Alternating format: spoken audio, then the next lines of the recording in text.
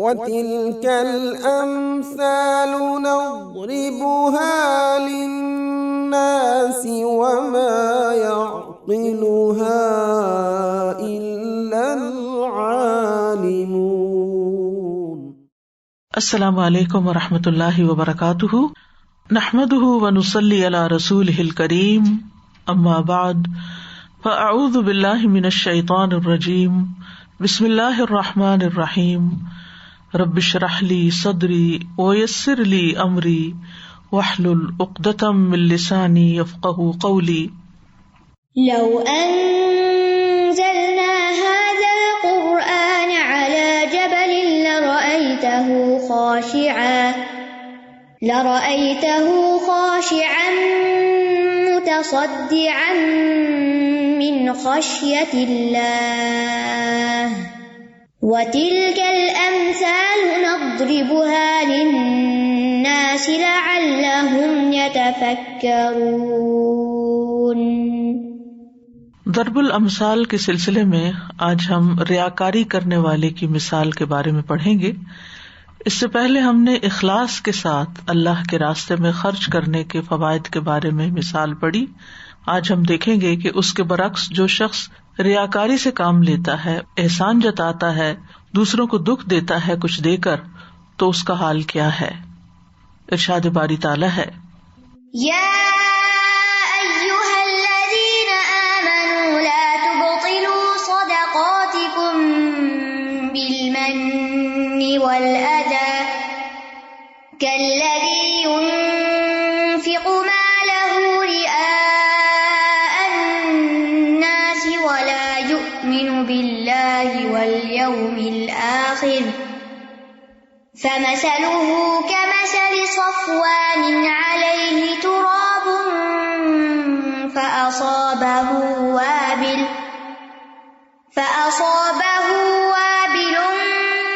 فتركه صلدا لا يقدرون على شيء مما كسبوا والله لا يهدي القوم الكافرين۔ اے لوگو جو ایمان لائے ہو، اپنے صدقات کو احسان جتا کر اور اذیت دے کر ضائع مت کرو، اس شخص کی طرح جو اپنا مال لوگوں کو دکھانے کے لیے خرچ کرتا ہے اور اللہ اور یوم آخرت پر ایمان نہیں رکھتا، تو اس کی مثال اس چکنے پتھر کی مثال کی طرح ہے جس پر مٹی ہو، پھر اس پر تیز بارش پڑے تو اس کو صاف چٹان کی طرح چھوڑ دے، اور جو کچھ انہوں نے اجر کمایا اس میں سے کسی چیز پر بھی وہ قدرت نہ رکھیں گے، اور اللہ کفر کرنے والوں کو ہدایت نہیں دیتا۔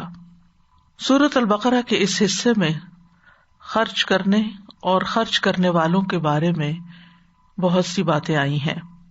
پچھلی آیت میں ہم نے دیکھا کہ اللہ سبحانہ تعالیٰ ان لوگوں کی مثال بیان کرتے ہیں جو اپنے مال اللہ کے راستے میں اخلاص کے ساتھ خرچ کرتے ہیں، تو ان کا یہ مال کس طرح بڑھتا ہے۔ اس کی مثال ایک دانے کی مثال کی طرح ہے جس نے 7 خوشے اگائے اور ہر خوشے میں 100 دانے ہیں، اور اللہ جس کے لیے چاہتا ہے بڑھا دیتا ہے، اور اللہ وسعت والا اور سب کچھ جاننے والا ہے۔ اس آیت میں نہ صرف یہ کہ اخلاص کے ساتھ صدقہ کرنے والے کی مثال کا ذکر ہے، بلکہ صدقے کی رغبت بھی دلائی گئی ہے، اور اس کے بعد مزید ایک مثال آتی ہے کہ جس میں نیت کی خرابی کے ساتھ اگر کوئی انسان صدقہ کرتا ہے تو اس کا نقصان کیا ہوتا ہے۔ اسلام میں نیت کا بہت بڑا مقام ہے، بہت اہم چیز ہے۔ کوئی بھی عمل صرف اپنے ظاہری عمل کی بنا پر اللہ کے ہاں قابل قبول نہیں ہوتا۔ اللہ تعالیٰ صرف اس عمل کو قبول کرتا ہے جس کے کرنے والے نے اپنی نیت درست رکھی ہو۔ جو کام بری نیت سے کیا جاتا ہے، شہرت کے لیے، دکھاوے کے لیے، لوگوں کو خوش کرنے کے لیے، تو اس عمل کو اللہ سبحانہ تعالیٰ رد کر دیتا ہے۔ صحیح نیت کیا ہونی چاہیے کہ کسی بھی کام کو کرنے سے اللہ سبحانہ تعالیٰ کی رضا مقصود ہو۔ جو بھی کوئی نیکی کا کام کریں، چھوٹا کریں، بڑا کریں، صدقہ کریں یا نماز پڑھیں یا کوئی بھی نیکی کا کام کریں، تو انسان کے اندر یہ احساس ہونا چاہیے کہ مجھے اس کا اجر صرف اور صرف اللہ سے لینا ہے، اس اجر کی توقع کسی اور سے نہیں رکھنی۔ لیکن اگر انسان بری نیت سے کام کرتا ہے، یعنی بری نیت کا مطلب کیا ہے کہ نیکی کا کام بظاہر دین کا کام کر کے اس سے دنیا کا فائدہ اٹھانا چاہتا ہے، اور اس لیے کہ لوگ اس کی تعریف کریں، لوگوں میں اس کی شہرت ہو، اس کی پاپولیرٹی بڑھ جائے، لوگوں کے درمیان اس کو بہت عزت مل جائے، تو یہ چیز اللہ سبحانہ تعالیٰ کے ہاں قابل قبول نہیں۔ نیت کا تعلق انسان کی اندرونی کیفیت سے ہے، انسان کی سوچ کے ساتھ ہے۔ دوسرے لوگ کسی کی اندرونی کیفیت کو نہیں جانتے، آپ میرے دل کی حالت نہیں جانتے، میں آپ کے دل کی حالت نہیں جانتی، لیکن ایک ہستی ہے اللہ رب العزت کی کہ جس کو پوری طرح یہ معلوم ہے کہ کسی بھی نیکی کے کام کے کرتے وقت میرے اندر کی حالت کیا ہے، میرے دل میں کیا ہے، میرے دماغ میں کیا ہے، میرے جذبات کیا ہیں۔ ہم لوگوں کو دھوکہ دے سکتے ہیں، لوگ ہمارے بارے میں غلط فہمی کا شکار ہو سکتے ہیں، لیکن ہم اللہ سبحانہ تعالیٰ کو دھوکہ نہیں دے سکتے، کیونکہ وہ ہر چیز کو خوب جاننے والا ہے، اور قیامت کے دن وہ ہر ایک سے اپنے علم کے مطابق ہی معاملہ کرے گا، اور ہر ایک کو وہی بدلہ دے گا جس کا وہ واقعی مستحق ہے۔ یہ نہیں کہ جس کی لوگوں نے بڑی تعریف کی تھی اور لوگوں سے اس کام کی اس کو بڑی تائید مل گئی تھی اس کے مطابق کہ لوگ اس کو بہت پسند کرتے تھے، یا لوگوں میں اس کی پسندیدگی کا گراف بہت اونچا تھا اس لیے اس کو اجر بھی زیادہ ملنا چاہیے، ایسا نہیں۔ تو نیت کے ساتھ ہی کوئی عمل کارآمد ہوتا ہے، اور نیت بیکار ہو تو عمل بھی بیکار ہو جاتا ہے۔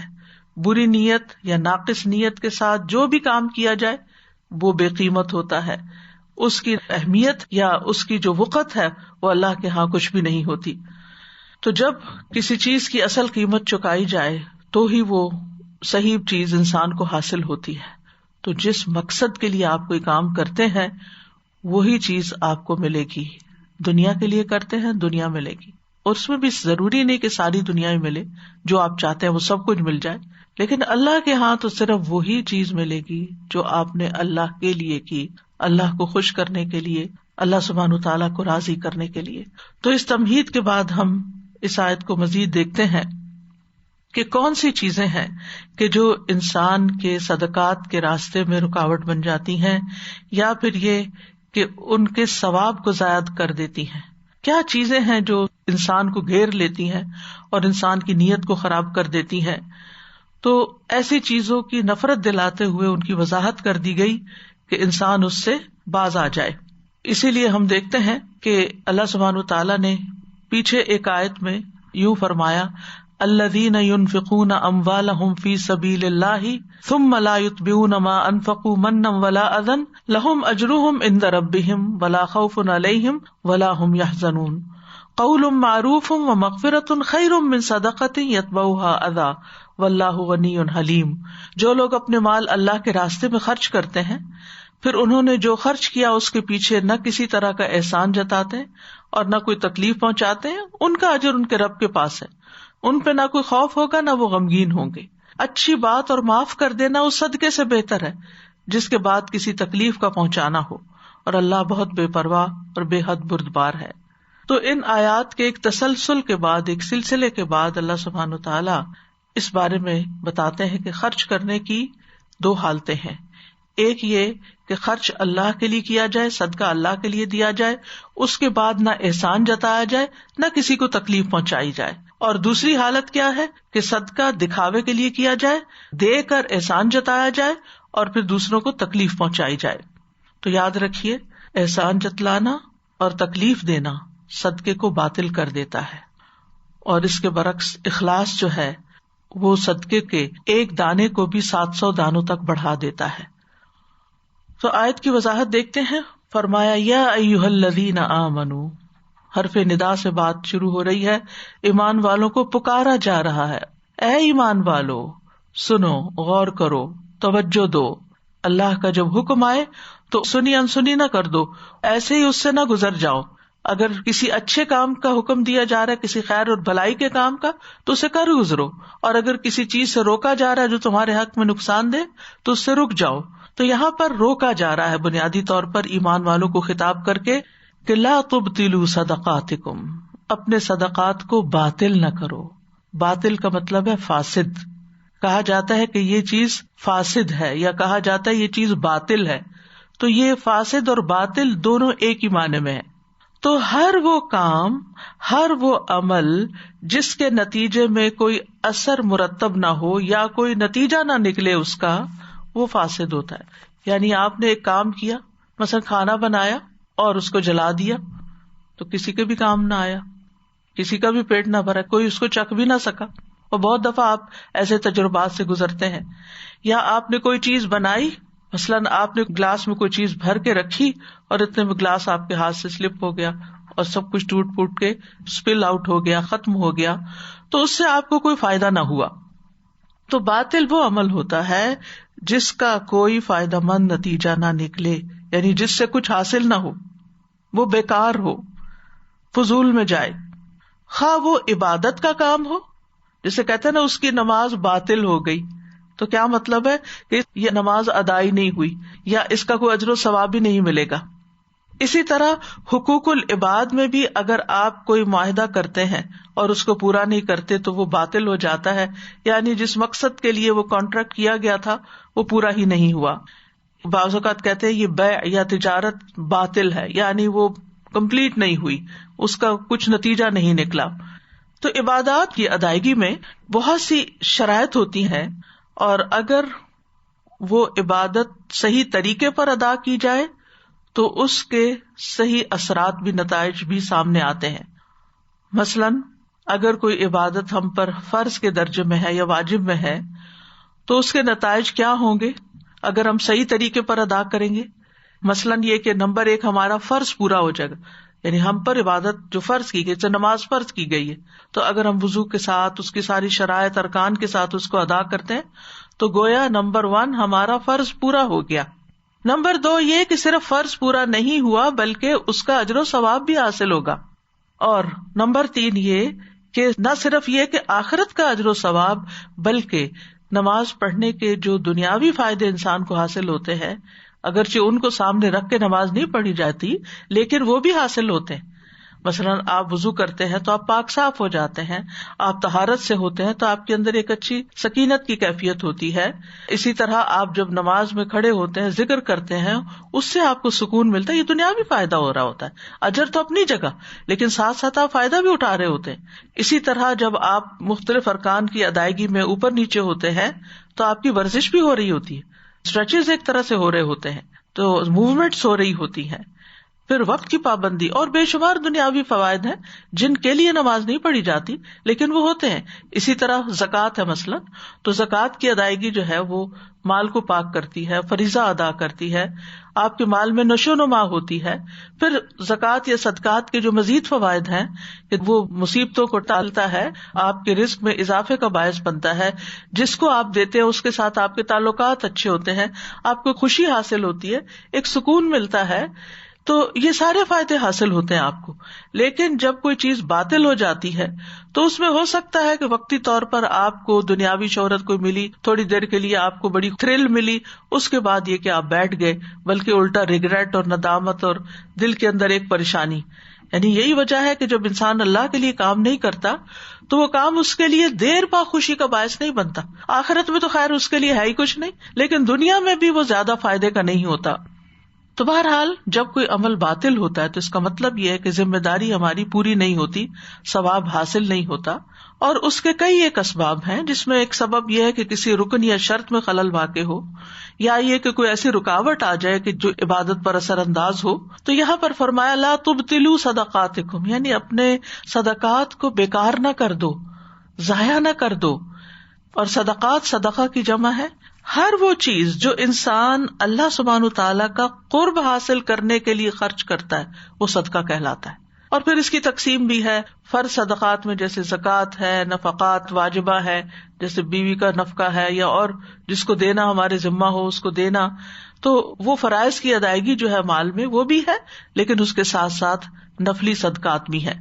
یعنی جو کچھ بھی، چاہے انسان مال خرچ کرے، چاہے انسان اپنا وقت خرچ کرے، چاہے انسان اپنی صلاحیتیں اور اسکلز خرچ کرے، اپنی طاقت لگائے کسی کام میں، جسمانی مشقت کرے، یہ ساری چیزیں پھر صدقہ شمار ہوتی. الکلمۃ الطیبہ بھی صدقہ کہلاتا ہے، یعنی صدقہ کا ایک وسیع جال ہے.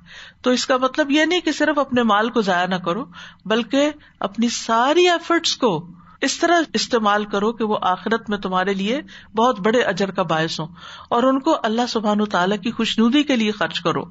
اب کس چیز سے صدقات باطل ہوتے ہیں یا ضائع ہوتے ہیں؟ بالمن والاذی، ان دو بڑی چیزوں سے، من اور اذا سے۔ تو من کہتے ہیں اصل میں انعام کرنے کو، جیسے من اللہ علیہ، اللہ نے مجھ پر انعام کیا۔ اسی طرح کہتے ہیں فلان لہ علیہ منہ، کہ فلاں کا مجھ پر بڑا احسان ہے، اس نے مجھ پر بڑے انعام اکرام کیے ہوئے ہیں، اس نے میرا بڑا خیال رکھا ہے۔ اسی سے اللہ تعالیٰ کا فرمان ہے لقد من اللہ علی المؤمنین اذ بعث فیہم رسولا من انفسہم، یہ سورۃ آل عمران 164 ہے۔ بلا شبہ یقیناً اللہ نے ایمان والوں پر احسان کیا جب ایک رسول انہی میں سے بھیجا۔ تو یہ احسان بطور انعام، اور اس کی مثال کیا ہے؟ ابن عباس کہتے ہیں کہ رسول اللہ صلی اللہ علیہ وسلم اپنے مرض وفات میں ایک پٹی سے اپنے سر کو باندھے ہوئے باہر تشریف لائے، ممبر پر تشریف لائے، اللہ تعالیٰ کی حمد و ثنا کے بعد فرمایا اپنی جان اور مال کو مجھ پر، اپنی جان فزیکلی جان اور مال کو مجھ پر ابو بکر سے زیادہ اور کوئی خرچ کرنے والا نہیں، یعنی ان کے مجھ پر بہت انعام ہے۔ یعنی امن علیہ کا لفظ آتا ہے عربی میں، انہ لیس من الناس احد امن علیہ فی نفسہ ومالہ من ابی بکر ابن ابی قحافہ، یعنی ابو بکر نے میرے لیے اپنا آپ بھی دیا، اپنا وقت بھی دیا، اپنی صلاحیتیں بھی دی، سپورٹ کیا، ساتھ دیا، ہجرت کے وقت ساتھ تھے، اور غار ثور میں آپ کے ساتھ تھے۔ بہت سے مواقع آتے ہیں کہ جب وہ آپ کے ساتھ ہوتے ہیں، اور اسی طرح یہ ہے کہ ہر موقع پر اپنا مال بھی خرچ کرتے ہیں۔ تو ان کے اس رویے کو آپ من کہتے ہیں کہ انہوں نے میرے ساتھ بہت احسان کیے۔ اسی سے اللہ سبحانہ تعالیٰ کا نام المنان بھی ہے، اس کا مطلب ہے انعام کرنے والا، عطا کرنے والا، بخشنے والا، کچھ دینے والا۔ اسی طرح من کا دوسرا معنی بھی کیا جاتا ہے، اور اس کا معنی ہوتا ہے کم کرنا۔ اسی سے اللہ تعالیٰ کا فرمان ہے وَإِنَّ لَكَ لَأَجْرًا غَيْرَ مَمْنُونٍ، اور بے شک آپ کے لیے یقیناً ایسا اجر ہے جو کم ہونے والا نہیں ہے، منقطع ہونے والا نہیں ہے، یعنی اس کو کاٹا نہیں جائے گا، ختم نہیں کیا جائے گا، وہ آپ کا سلسلہ صدقہ جاریہ ہمیشہ قیامت تک جاری رہے گا۔ آخری مسلمان تک بھی جو عمل کرے گا اس کا اجر نبی صلی اللہ علیہ وسلم کو ملے گا۔ اسی طرح موت کو بھی منون کہا جاتا ہے عربی زبان میں، کیونکہ وہ عمر کو کم کر دیتی ہے، زندگی کم کر دیتی ہے۔